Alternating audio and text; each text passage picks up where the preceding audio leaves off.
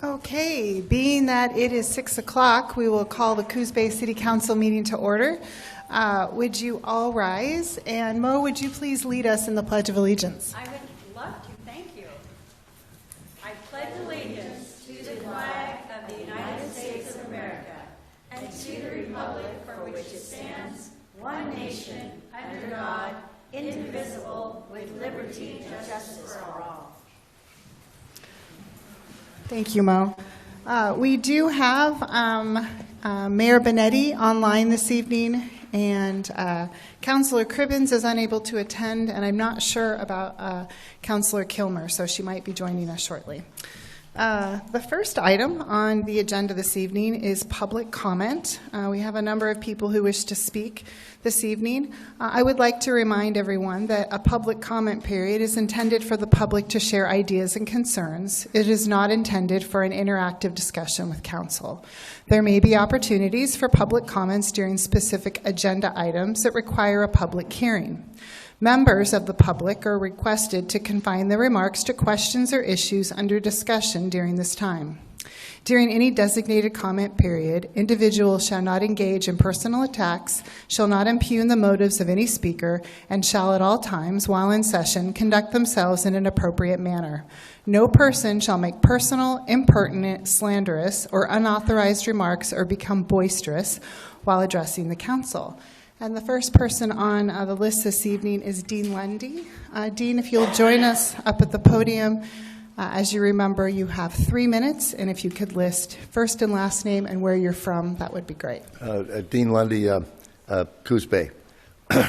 Now, Mayor Benetti and council members, about a year ago, I don't know if you remember, but I suggested tearing up the railroad tracks and making a walking path along the bay shore there. And I've been here talking about the old program of connecting the boardwalks with a walking path.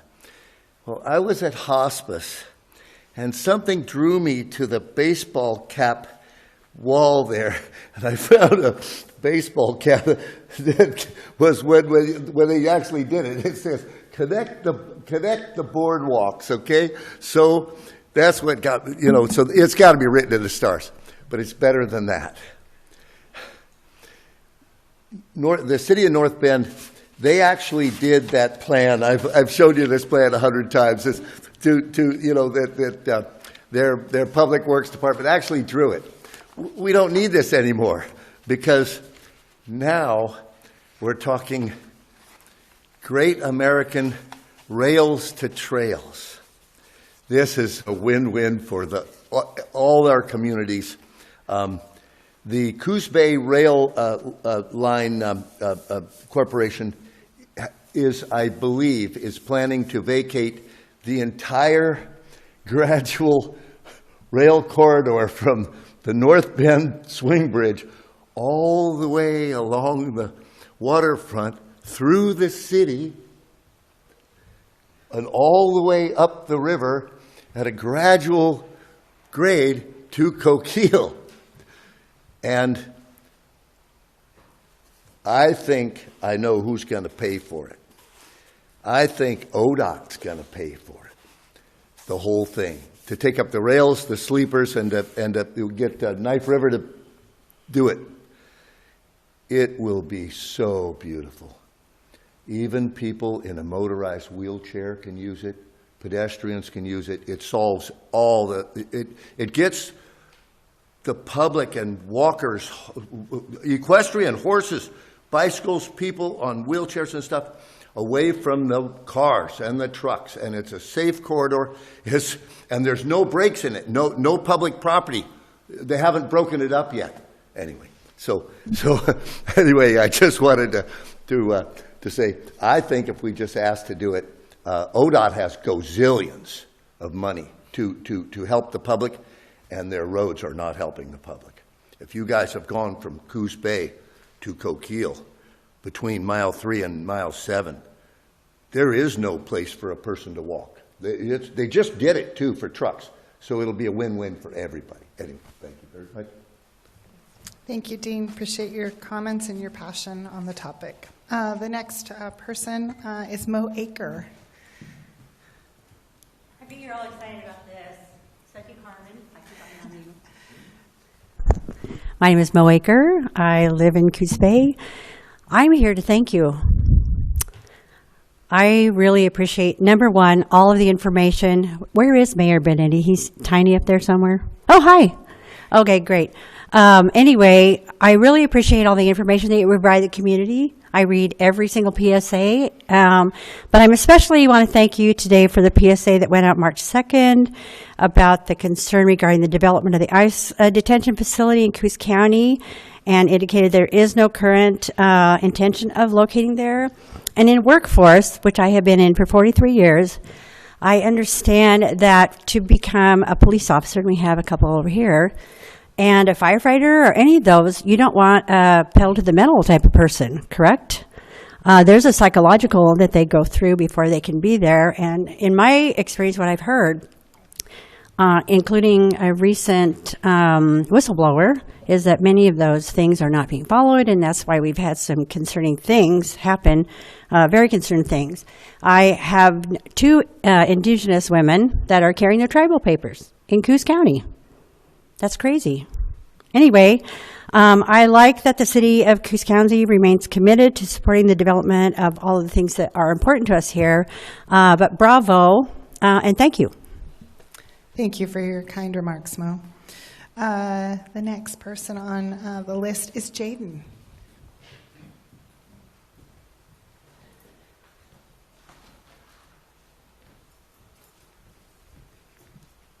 Hello. Hi, everyone. My name is Jaden, pronouns she, her, and I'm currently the executive director of the South Coast Health Equity Coalition. Who would have known 2 weeks ago when I was here when we were talking about preparedness that we were walking into a week of just craziness for our community? And so just to follow up with what Mo shared, I want to thank personally the city of Coos Bay for helping put rumors to rest about potential ICE detention centers coming to our region. For many in our community, these rumors created real fear and uncertainty. And at a time like this, our local leaders had an opportunity to stand with the people who call this place home. And we appreciate the city choosing transparency and care for our community. The South Coast Health Equity Coalition will always continue to advocate for the South Coast. But like I said 2 weeks ago, like, we don't want to do that outside of y'all. Like, we want to be in deep collaboration. And throughout the week, you saw a lot of organizations who are in the community kind of wrapping around and saying, hey, we need these things to be clear, and also holding local leadership accountable with the power that we hold and our platforms that we have, and when it comes to sharing information. And so I'm really grateful that y'all were willing to kind of bring us in or reach out or answered our phone calls, our text messages. It was really amazing. And so I want to make sure that we continue to foster that deep collaboration that we have. And thank y'all so much. Thank you so much, Jaden. The next person wishing to speak is Caleb. Caleb, forgive me, is it Banis? Am I saying that right? It's Banis. Banis, yes, thank you. My name's Caleb Banis. I live here in Coos Bay. First, I would like to start by, again, also thanking you for the PSA. It was very helpful. I lived a lot of different places in this country, a lot of beautiful places. I'm happy to call this home. I have a 9-year-old son, and we live in a predominantly Spanish neighborhood here in town, and we have a plan if ICE comes. Our neighborhood has a plan.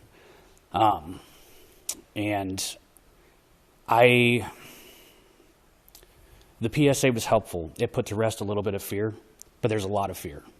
My son is 9, like I said. He doesn't have all the information, but he does have enough information to be terrified that this is going to come to our city. There's nothing we can do about that.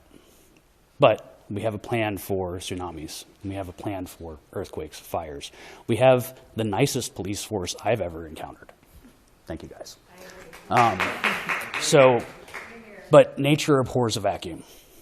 Without a plan, if this comes to our city, then we are left with dealing with chaos. So I'm encouraging the city to we'll continue with the transparency because that was beautiful. It was really helpful, but then continue to maybe start thinking about a plan for if this comes to our town, how can we best protect our citizens? That's all. Thank you for your comments. Appreciate it. The next person wishing to speak is Abby. Is that right? Hi, Abby. Abby Nip. Am I saying that right? It's Knip. Knip. Sorry, Yeah. my apologies. No, it's okay. The K is not silent. Hi, everybody. My name is Abby Knip. I live in North Bend, but I work in Coos Bay full time. I spend most of my time in Coos Bay. And again, just want to reiterate what everyone has said. Really appreciate the PSA that you guys sent out regarding the rumors around ICE facility in Coos Bay. And I just want to reiterate a few things and share some of my own opinions. I strongly oppose ICE detention facilities in Coos Bay and on our coast in general and in the state of Oregon. And I want to share a little bit about how these rumors have impacted people in my life and the irresponsible communications that have impacted the communities here.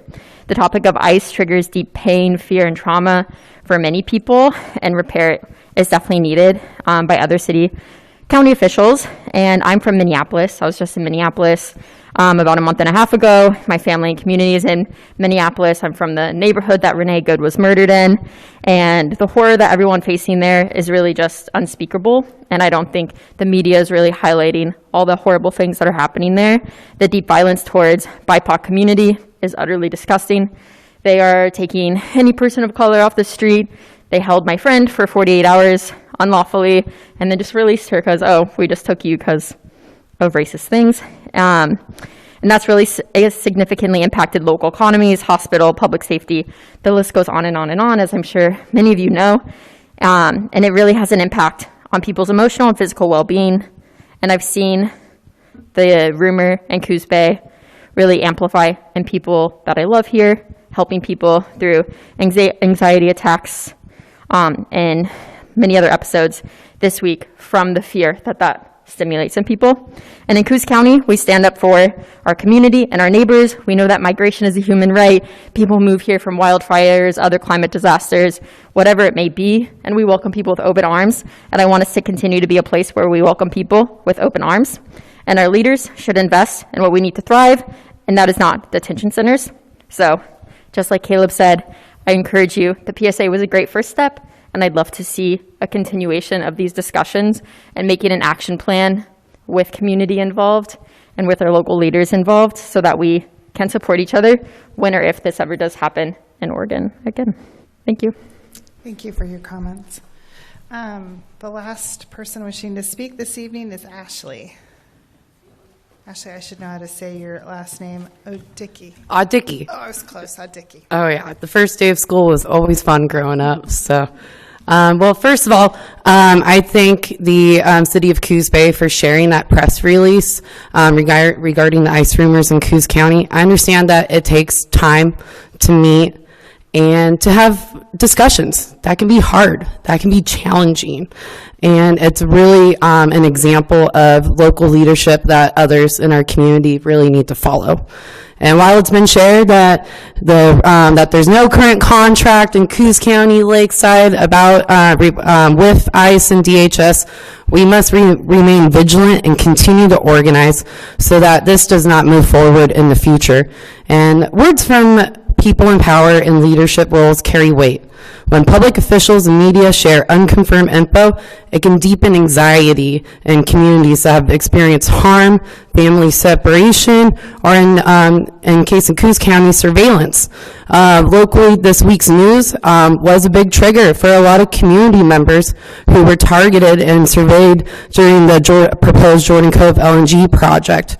I will just say my work plan this week was totally shifted to be there to hold space and care for community members that were reaching out to us to find out what was going on. Our communities deserve transparency, community engagement, and most importantly, leaders who will protect our communities and not cooperate with ICE. Why, as a group like Grow Climate here, we organize alongside communities for a just and livable future where our communities can really live and thrive. And more people are moving here seeking refuge And as more and more communities are facing escalating climate change impacts. Myself, I moved here over 10 years ago because the community I was living in was facing a severe drought. And in our work framework, migrant justice is climate justice, and we cannot achieve climate issues without helping out our migrant communities. We welcome the City of Coos Bay to continue conversations and ultimately really help be a shepherd, with our other local leaders, and really figure out how we can collectively work together on how our community responds to ICE, if that's through resolutions, collective community conversations, just as the offer that Jaden made earlier about the Equity Coalition. I also offer like Road Climate as a partner, thought partner, collaborator, and ultimately, to help out with that transparency with community members that sometimes some of this information is not as accessible to. So I really appreciate this offer, and as mentioned earlier, I feel like this is just the start, because I feel like there's going to be more and more hurdles coming our way, and I just appreciate the thought and time that has gone into this effort so far from your council. So thank you so much. Ashley, thank you very much. Is there anyone else wishing to speak? Rocky Doyle. He needs no introduction, but you do have to state your first and last name and where you reside. Rocky Doyle, and live in Coos Bay. I too want to thank you for the press release and your discussions and what you came up with. I guess what I really want to say, and I don't know how this works, and it follows up with Ashley, that if there is something that we can do as a community to support you in these types of decisions or actions when things come up, if you can reach out to Road Climate and Ashley or somebody, but there are those of us who would participate and support you in this excellent endeavor. Don't know how to go about it, but it's something to think about, and at least I wanted to express that opinion very much. Thank you. Thanks, Rocky. I'd like to thank everyone this evening for your comments and your support. It's very nice of you to all come out. And with that said, we will close the public comment section of tonight's agenda and move on to the consent calendar. I move to approve the consent calendar. Second. Okay, we have a motion to approve and a second the consent calendar. All in favor say aye. Aye. Opposed? Okay, motion carries. This evening we have a relatively short agenda. We have 2 action items, and the first action item is consideration of approval of the proclamation celebrating Women's History Month. And Nicole, I think you're going to lead us in that. Yes, I will open it up and then happy to read the proclamation if that's necessary. So today we're presenting a proclamation to acknowledge Women's History Month. It is an opportunity for us to encourage reflection on the remarkable impact women have had throughout time and to celebrate their roles in shaping our communities and societies worldwide, while also fostering inspiration and empowerment for current and future generation of women. This was first presented in the United States through President Jimmy Carter. He declared the week of March 8th, 1980 as National Women's History Week. As the event evolved, in 1987, the National Women's History Project successfully petitioned Congress to designate the entire month of March for Women's History Month.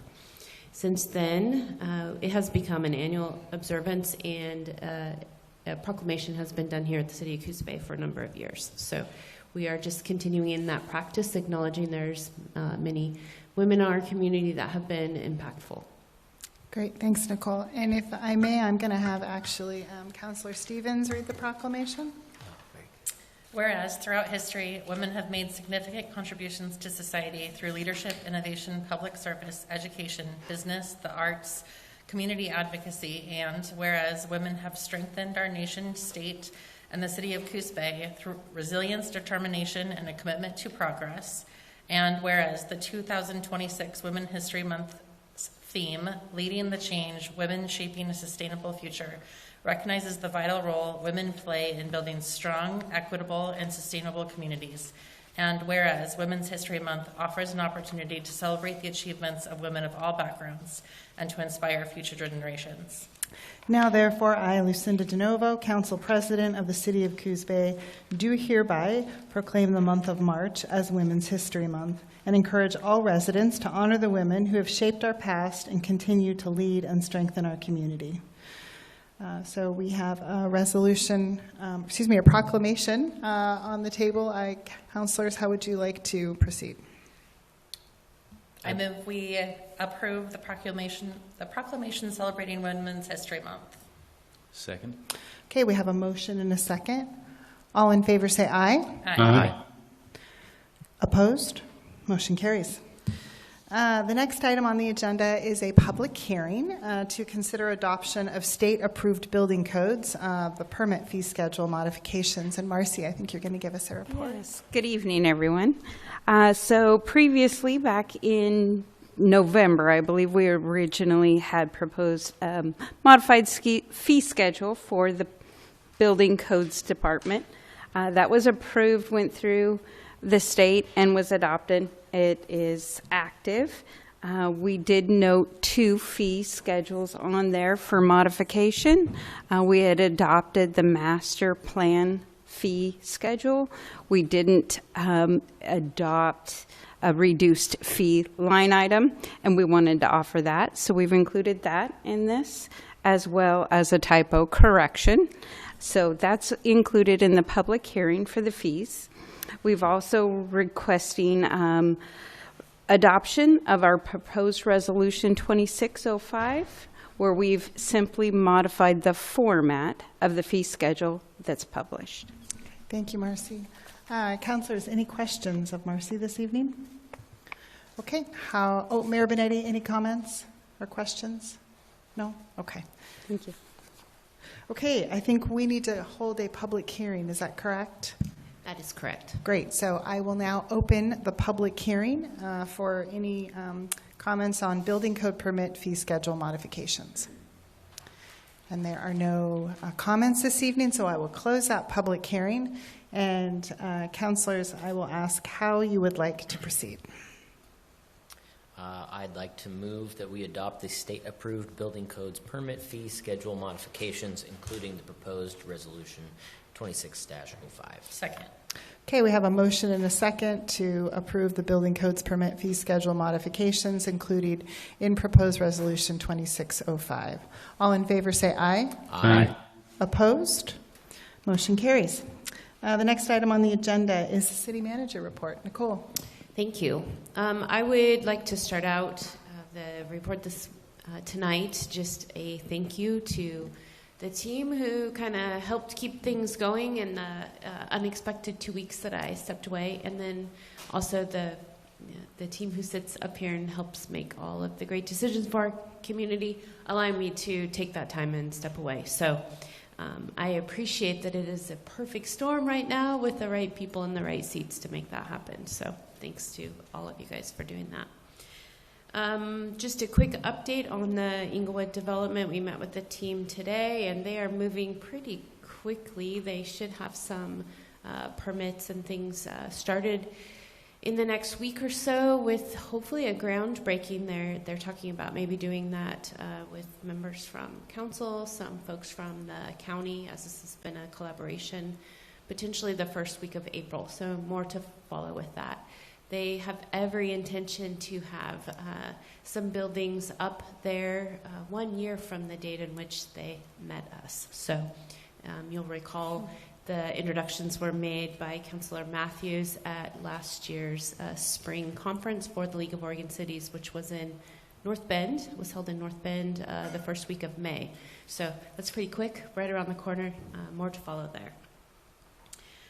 Also, just to share, and we'll have some information coming out about this, the East Side feasibility study for the Ports property in East Side for housing. We're doing some work with a consultant in conjunction with the port. There will be some community meetings, obviously a lot of conversation around how that could impact the East Side neighborhoods. So we'll be bringing together the consulting team and folks from our team and the ports team to host some community meetings. Those are scheduled for March 11th and 25th. Those are evening meetings, and the school district has been kind enough to allow us to use the East Side School there. So more to follow on that should be out in our both in our networking circles and also the ports as well. We are fast and furiously trying to pull together a budget. We'll be doing that, kind of finalizing some things here in-house with the intent to get that out to the full budget committee the first week of April. The latest, the second week of April, as we plan those meetings, the last week of April, first week of May. And then finally, we will be bringing to you the collective bargaining agreement at your next meeting for the International Association of Firefighters. The team's been working with their bargaining team over the last several months. This is the quickest we've been in and out of a contract in my history of being at the City of Coos Bay, so I'm really proud of both sides being able to sit at the table and come to a conclusion. We'll have some information in regards to those final agreed amounts and all of that in the staff report for the March 17th meeting. So just want to let you know we've made great progress and actually got it finished before the contract closes at the end of June. So that's what I have for today. Very exciting news. Thank you, Nicole. Council comments. Jacob, let's start with you. I don't have any comments this evening, so I'll pass it on to the next counselor. Okay. How about Councilor Matthews? All right. I'll just jump in by addressing the ICE statement. I just wanted to basically say that I'm glad or very appreciative of this council and the staff for collaborating to craft a statement that I think was really well thought out. And I'm also glad to hear that it had a calming effect for a large portion of our community. We are all in this together, and I think that statement held that principle to the best of its ability. I also wanted to just kind of honor Women's History Month a little bit, since we already went through that. But sitting at this dais with a large majority of, or a majority of strong and very capable women and staff as well, being so well represented with women, it's just it's an honor to see our community really embrace Women's History Month, but also in today's aspect, just the way we all collaborate and the efforts that are, the accolades that women bring to our community on a daily basis. And so I just want to say thank you for being a part of it and for allowing me to sit and be a part of what you bring to the table every day. That brings me to another part, which is Marcy at the Building Codes Administration. I know a lot of contractors, and I've been checking in with them to see how things are going, and I've heard lots of good comments, actually all good comments. I haven't heard anything but praise for your presence in the Building Codes Department, and I think it's a really welcomed, refreshing change. So thank you for what you're doing, and I think that's all I have for tonight. Councilor Matthews, I've always called you a smart man, and the fact that you would acknowledge all the strong women when there are 6 at this dais right now with staff and council members, and the majority in our audience this evening are women. So thank you for always your incredibly thoughtful remarks. Councilor Stevens. Yeah, just quickly to echo, just proud to be a resident of the City of Coos Bay and proud to sit on this dais. Thanks. And last but not least, our fearless leader, Mayor Benetti. Thank you. Well, first of all, I want to thank everyone for stepping up for me and helping during this time. And I really appreciate the council supporting me. So anyway, Lucinda, thank you so much for stepping in the last couple of meetings. It's my absolute honor, Mayor Benetti. I think that everything has been said. Just so grateful for all of you here this evening to share your thoughts about the statement that was made, and just really appreciate you being here this evening. So thank you. Meeting adjourned.